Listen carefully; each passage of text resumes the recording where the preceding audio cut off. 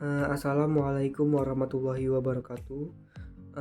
Di video kali ini saya akan mempresentasikan yaitu proses I/O input atau output. Oke, ini dia biodata saya. Nama saya Muhammad Awaludin Majid, Prodi Teknik Informatika NIM 39222500011 Universitas Pancasakti Bekasi. Dosen pengampu yaitu Pak Irfan Eskom Mkom. Dan mata kuliah yaitu Orkom atau organisasi komputer. Apa itu proses I/O? Proses I/O atau input output adalah proses pertukaran data antara sistem komputer dengan perangkat eksternal atau sumber data eksternal. Proses I/O terjadi ketika sistem komputer ingin mengakses atau menulis data ke perangkat eksternal seperti hard drive, printer, atau perangkat lain yang terhubung ke jaringan.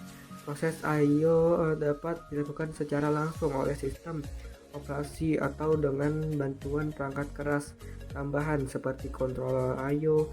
Kontrol I/O adalah perangkat yang mengatur proses pertukaran data antara sistem komputer dengan perangkat eksternal seperti hard drive atau printer.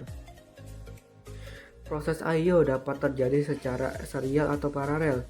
Proses I/O serial terjadi ketika data ditransfer satu bit per satu, sedangkan proses I/O paralel terjadi ketika data ditransfer beberapa bit sekaligus. Proses I/O paralel lebih cepat dibandingkan proses I/O serial, tetapi juga lebih rumit. Fungsi operasi I/O. Fungsi dari proses I/O adalah untuk mengirim dan menerima data dari perangkat eksternal sistem komputer seperti hard drive, printer, atau perangkat lain yang terhubung ke jaringan. Proses I/O juga bertanggung jawab untuk mengontrol akses ke perangkat eksternal tersebut, sehingga hanya program yang memiliki izin yang dapat mengaksesnya. Selain itu, proses I/O juga bertanggung jawab untuk mengonversi data dari format yang digunakan oleh perangkat eksternal ke dalam format yang dapat dibaca oleh sistem komputer. Misalnya, jika sistem komputer ingin menulis data ke hard drive, proses I/O akan mengonversi data tersebut ke dalam format yang dapat dibaca oleh hard drive sebelum menuliskannya ke dalam drive tersebut. Proses I/O juga memainkan peran penting dalam mengelola sumber daya sistem komputer. Ketika sistem komputer sedang sibuk dengan proses I/O, maka ia tidak akan bisa melakukan proses lain, sehingga proses I/O harus dilakukan dengan efisien agar tidak mengganggu kinerja sistem komputer secara keseluruhan.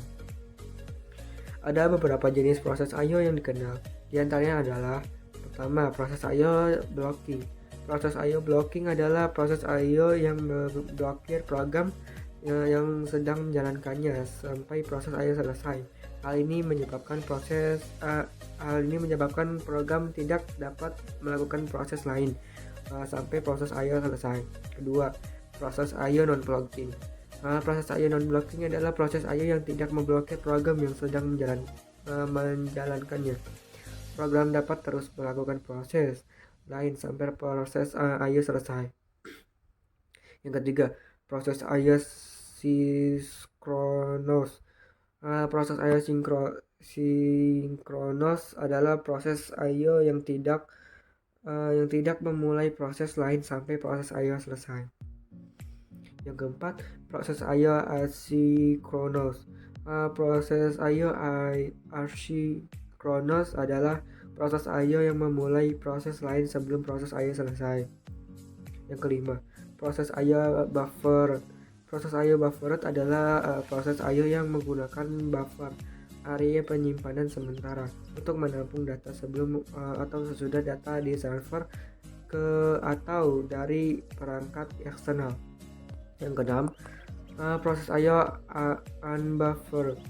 Proses I/O unbuffered adalah proses I/O yang tidak menggunakan buffer atau menampung data sebelum atau sesudah data ditransfer ke atau dari perangkat eksternal. Proses I/O unbuffered lebih cepat dibandingkan proses I/O buffered, tetapi juga lebih rawan terhadap kesalahan. Berikut ini beberapa contoh proses I/O yang dapat diterapkan dalam kehidupan sehari-hari. Yang pertama, menyalakan komputer. Ketika kita menyalakan komputer, proses I/O terjadi ketika sistem operasi mengakses data dari hard drive untuk memulai proses booting, memulai sistem. Yang kedua, mengetik di keyboard. Ketika kita mengetik di keyboard, proses I/O terjadi ketika data yang diketik ditransfer ke sistem komputer melalui port I/O keyboard. Yang ketiga, mencetak dokumen. Ketika kita mencetak dokumen, proses I/O terjadi ketika data dokumen ditransfer dari sistem komputer ke printer melalui port I/O printer. Yang keempat, menyimpan file di hard drive. Ketika kita menyimpan file di hard drive, proses I/O terjadi ketika data file transfer dari sistem komputer ke hard drive melalui port I/O hard drive. Yang kelima, mengakses internet. Ketika kita mengakses internet, proses I/O terjadi ketika data ditransfer di antara komputer kita dan server yang menyediakan konten melalui port I/O jaringan. Oke, terima kasih. Mungkin itu saja presentasi yang dapat saya sampaikan. Kurang lebihnya mohon maaf. Sekian dari saya. Assalamualaikum warahmatullahi wabarakatuh.